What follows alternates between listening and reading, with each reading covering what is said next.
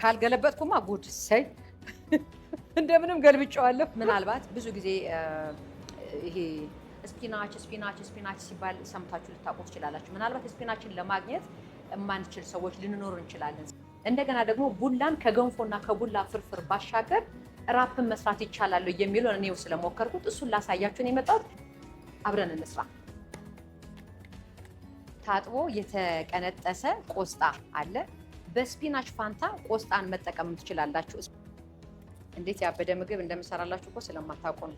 ይሄንን ለፍስክ ማድረግ ትችላላችሁ፣ ለጾም ማድረግ ትችላላችሁ። እኔ አሁን ዛሬ እየሰራሁላችሁ ያለሁት የጾም ነው። የፍስክ ለማድረግ ቡላውን ትተውትና እዚህ ላይ እንቁላል መጨመር ብቻ ነው። በጣም የሚገርም ጥቅም ነው ያለው። ስለዚህ ይሄው ይሄን ቡላ አድርጌያለሁ ማለት ነው። ይበቃኛል። ይሄን ያህል ካደረኩ እዚህ ላይ ይሄው ኦትስ እጨምርበታለሁ።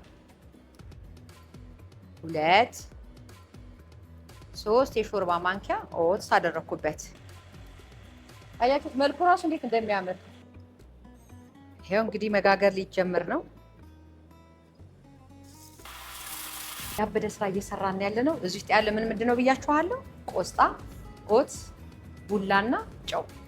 እነዚህን ብቻ በመጠቀም ይሄን የመሰለ ራፕ መስራት ትችላላችሁ ማለት ነው። ራፕ እንደዚህ በቆስጣና በቡላ እንዲያርጋችሁ ትሰራላችሁ። ከዛ እርጥቡን እንዳለ እንደዚሁ ሰሊጣችን እንደዚህ እነሰንሳለን። ልጆች ቢኖራችሁ ይሄንን ቡላ እንደሆነ ሳያውቁት ይበሉላችኋል። ከዛችንማ ሼፍ ሲያደርግ አይቻሉ። እንደዚህ አድርጎ ካልገለበጥኩማ ጉድ ሰይ እንደምንም ገልብጬዋለሁ።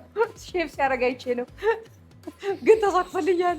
ይሄው ከዛ እንደዚህ እየጋገረን ይሄንን እዚህ ከጎን ስጓችንን እንሰራለን ማለት ነው።